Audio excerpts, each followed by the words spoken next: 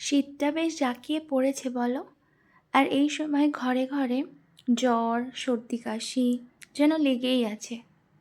আর মুখে অরুচিও লেগে আছে। এরম সময় যদি একটু গরম গরম চিকেন স্যুপ খাওয়া যায়, খুব ভালো লাগে বলো। তো আমি এখানে চিকেনের পরিমাণ কম ব্যবহার করেছি, অনেক ভেজিটেবলস দিয়েছি। তো প্রথমে কড়াইতে 1 চামচ বাটার দিয়ে চিকেনগুলো হালকা ভেজে নিতে হবে। এখানে আমি অল্পই চিকেন দিয়েছি, বেশি দিইনি। তারপরে যখন এটা হালকা ভাজা হয়ে যাবে, এটাকে তুলে রাখতে হবে।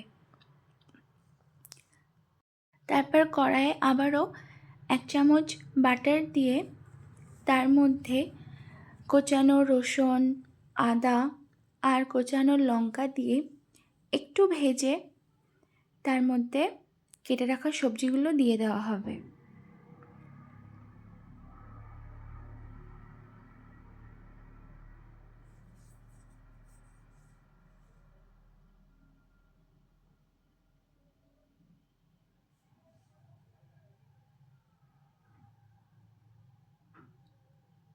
এতে ফ্লেভারটা খুব ভালো আসে, এই ভাজা গন্ধটা। এরপর আমি এখানে ছোট করে কুচিয়ে রাখা পেঁপে, গাজর, ক্যাপসিকাম দিয়েছি, টমেটোও দিয়েছি, প্রচুর পরিমাণে টমেটো দিয়েছি, কারণ ওই ট্যাঙ্গি ভাবটা খুবই ভালো লাগে। আর এতে বাঁধাকপিও দেওয়া যেত, কিন্তু সেই সময় আমার কাছে বাঁধাকপি ছিল না। তারপর এটাকে একটু ভালো করে নাড়িয়ে তার মধ্যে যতটা তোমরা স্যুপটা রাখতে চাইছো সেরম পরিমাণ জল দিয়ে দিতে হবে। এটা কুকারেও করা যায়, তাড়াতাড়ি হয়ে যায়, কিন্তু আমার হাতে সময় ছিল তাই আমি এটা একটু ভালো করে কড়াইতে করেছি। তো এখানে পরিমাণ মতন জলটা দিয়ে দিয়েছি। এখন এর মধ্যে কিছুই দিইনি, এবার এটা সবজিগুলোকে সেদ্ধ হতে দেব। তারপরে সবজিগুলো যখন সেদ্ধ হয়ে যাবে, চিকেনগুলো অ্যাড করে এতে পরিমাণ মতন লবণ দিয়ে দিতে হবে।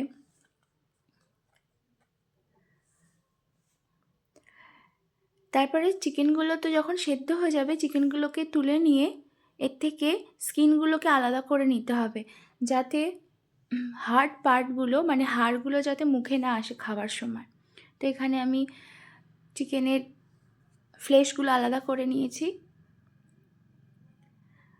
আর সেগুলো আমি এরপর এর মধ্যে আমি অ্যাড করে দিচ্ছি। এই যে এখানে আমি চিকেনগুলো এবার অ্যাড করে দিলাম, হাড়গুলো ফেলে দিয়ে। তোমরা চাইলে রাখতে পারো, তবে আমার ভালো লাগে না বলে ফেলে দিই।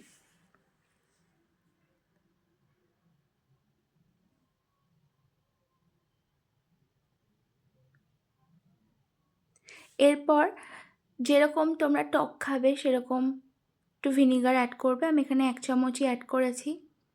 একটু ফ্লেভারের জন্যে soya sauce, dark soya sauce add করেছি অল্পই। আর একটু সুইটনেসের জন্য আমি এখানে টমেটো কেচাপও অ্যাড করেছি। তারপরে আমি ক্রাশড তোমার গোলমরিচের গুঁড়ো দিয়েছি।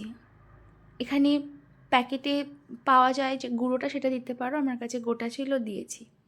যখন সব কিছু কমপ্লিট হয়ে যাবে, একটা ডিমকে ফেটিয়ে ফুটন্ত স্যুপের মধ্যে ছড়িয়ে দিয়ে ওটাকে ভালো করে নাড়িয়ে ইকুয়ালি ডিস্ট্রিবিউট করে নিতে হবে।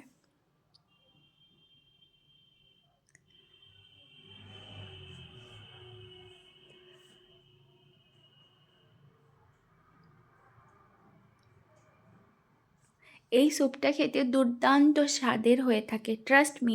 একবার করো, বাচ্চা, বড়রা, মিডল এজ সবাই খেতে পছন্দ করবে, আর স্পেশালি এই উইন্টার সিজনে। একটু স্যুপটার থিকনেসের জন্যে এতে আমি অল্প কর্নফ্লাওয়ার ঠান্ডা জলে গুলে আর মিশিয়ে দেবো, এতে একটু থিকনেসটা আসে। এটা স্কিপ করা যেতে পারে, তো আমি দিয়েছি, একটু থিকনেসটা আসবে। এই তো আমাদের স্যুপ কিন্তু কমপ্লিট, রেডি টু সার্ভ। এটাকে মিশিয়ে নিয়ে আর এখন আর বেশি জাল দিতে হবে না কর্নফ্লাওয়ার অ্যাড করার পরে। এবার ফ্লেমটাকে বন্ধ করে দিতে হবে।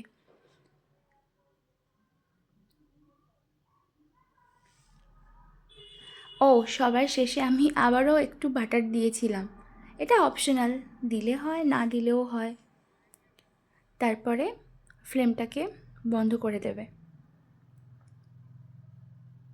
চলো আমাদের টেস্টি স্যুপ, এটাকে chicken soup, vegetable soup, tomato soup, যা খুশি বলা যেতে পারে, কিন্তু এটা আমার খুব পছন্দের একটা স্যুপ, যেটা আমি প্রায়শই শীতকালে করে খাই, বাড়ির সবাইকে খাওয়াই। তোমরাও একবার ট্রাই করো।